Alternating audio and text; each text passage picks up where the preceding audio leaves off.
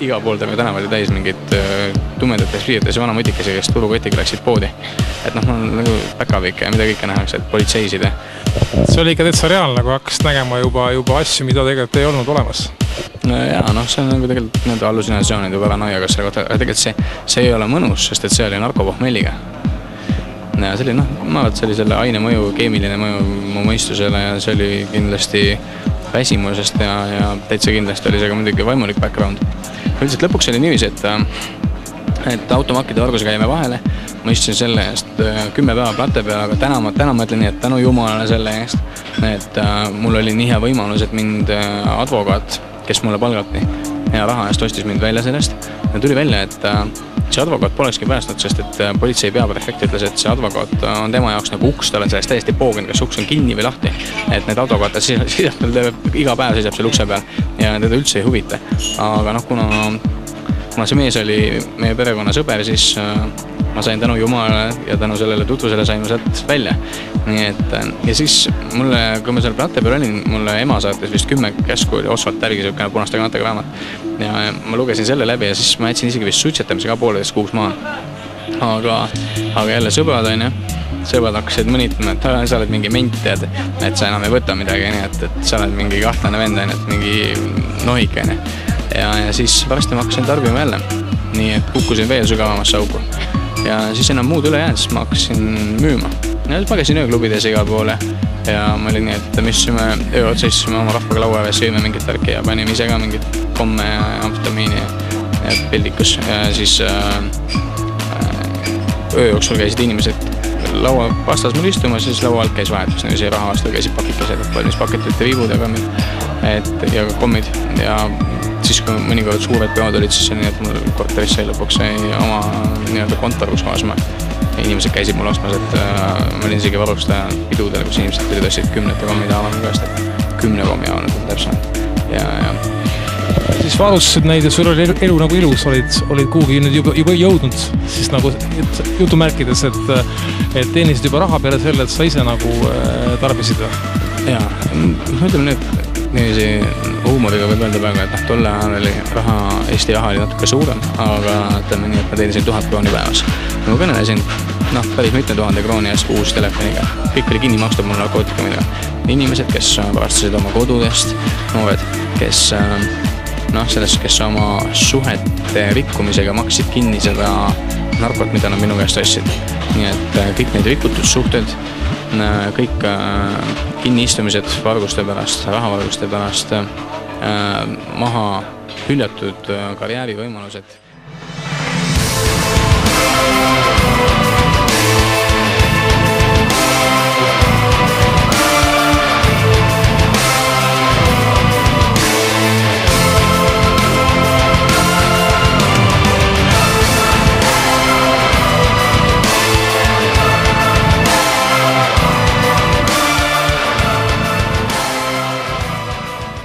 Aga ma rääkin sulle, kuidas see raha nagu hakkas tulema, mis enne seda oli.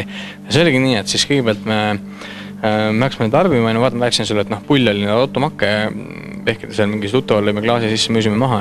Aga nagu põhiraha alguses tuligi sellest, et me keerasime suust autod velgi alt ära, käisime autosid lammutamas, seal võtsime makke välja, kõlavid välja. Ja siis pärast seda ma hakkasin narkomüügiga teenima, vaata kuna politsei keis oli. Ja siis pärast seda, aga vaata ükski nagu pillevkaar ei kesta kaua, lõpuks tuleb igal asjal nagu oleks aamen. Ja siis oli, kas hakkasin vales kohas nagu seal tegelema oma äriga ja võtsin mingitelt Vene ja mingitelt širokkidelt kliendid ära. Ja siis tänu sellele sõitis mul ukse taha varsti seltskond mingi rendiautoga, tõmmati mind sisse ja natuke klohmiti ja öeldi, et sa oled meile mingi eelmise kuu eest võlgu seal katusemaksu. Ma olin muidugi nagu nii kõva isalõvi, et ma andsin mina kellelgi maksa, mitte neile loomulikult. Ja siis andsin telefoni pandiks pahkuna mind neid, aga siis keerati mu ärikaanik kinni. Ja ma ei saanud enam kellelegi müüa avalikult, sest et nad otsivad mul silma peal. Ja tänu sellele, et ma ise tahtsin tarbida, ma ei saanud müüa, mul oli nii, et ma pidin hakkama midagi uut välja mõtlema. Oligi tüüpiline, ma võtsin krediiti ja jäin võlgu. See oli niiviisi, et tunni ajal, kui ma ei saanud amfetamiini, ma jäin magama. Ja siis nii, et ma mäletan, meil mõttatund oli, siis pingirivis 5-6 õpilast järjest ees. Ja siis ma olin seal keskel, siis 2 klassimehed tagusid siin märku üles ja magama mõttatunni ajal. Et okei, see selleks. Aga ja siis aga mul see ilus pidu ja pillekaara saigi võtta niiviisi otsa, et mul ei olnud enam võimalik seda äri ajada. Ja siis ma rikkusin oma suhted ära oma lähedastega.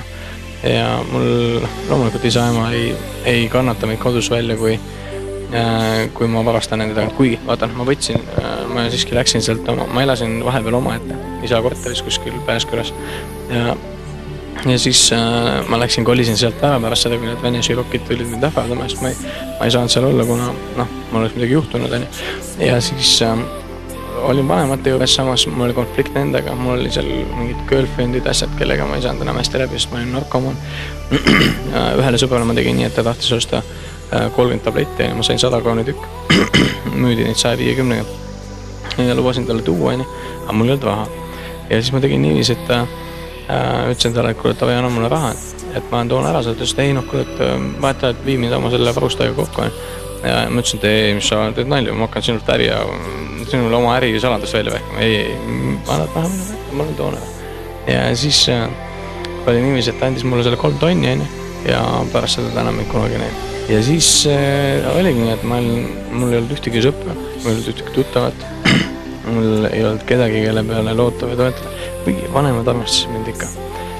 Tegelikult päris täpselt ei saanud aru, mis toimub. Ema ütles hiljem, et aimas küll, aga isa ei teadnud lõpuni, isa sai alles siis, kui ma kristlaseks sain, sai teada. Aga isa oli see esimene vend, kes ütles mulle, et mine kirikusse. Ja ma mõtlesin, ma ei taha. Ja see oligi nii, et jõulude ajal ma olin täiesti sees, ma teadsin, ma pean lahti saama. Mu girlfriend ütles, et ta ka mind ei taha tunda muidu. Ja siis mul oli koolis kindel king oli nagu. Selles suhtes saan kindlalt kinga, ma olin seal arvestused värgid olid jõulusemestri või lõpuks olid nagu tehtud 2 peale nii. Ja ma vaatasin, et must ei saa, mõtlesin ka, et täitsa lõpuks ei saa Kojamest ka, kui ma kooli läbi tee. Ja siis ongi nii, et lörtsin ilma, ja seal songin läbi lotsi koju, tusane meeleolu, et sõpru ei ole, vanematega läbi ei saa, et mis mul üldse alles on jääda.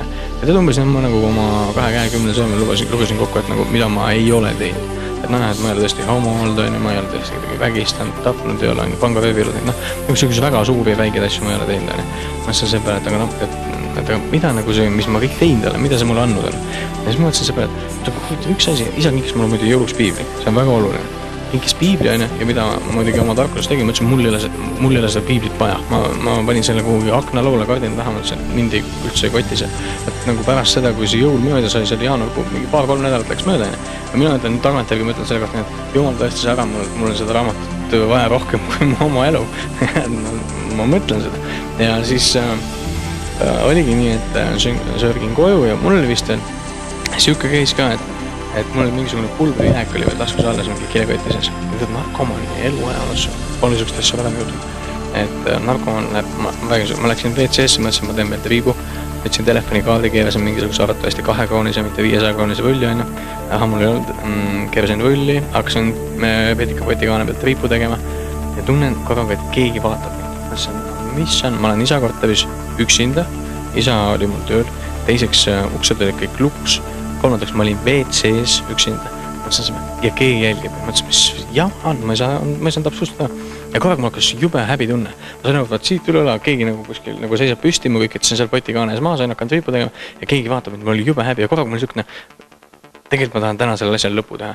Ma kõik nagu, mis oli, kraapasin peopessa, panin kotti ja esimest korda kotist alla kõik lasin vee peale. Mõtlesin, et tõesti lõppu ma pole kunagi varem nii teinud. Et kas ma tõesti nüüd saan lahti sellest? Ma igatsesin sellest lahti saada.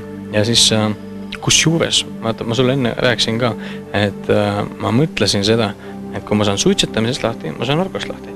Ja kus umbes nii ta oli ka, ta käis käsi käes, nii et see oli mingi enam-vähem samal päeval, see oli uus aasta, ma olin teinud otsusega oma girlfriendiga, et ma jätan uuest aastast suitsetamise maha. See päris nii ei töötanud, sest et ma 2-3 päeva hiljem ma küsisin mingi sõba, kes suitsu ikkagi tegin ja mul oli jube paha pärast seda olla, aga ikkagi kuidagi nagu käsi käes. Ja siis ma raputasin sealt potist alla ja ma ei mäleta, mis asi see oligi.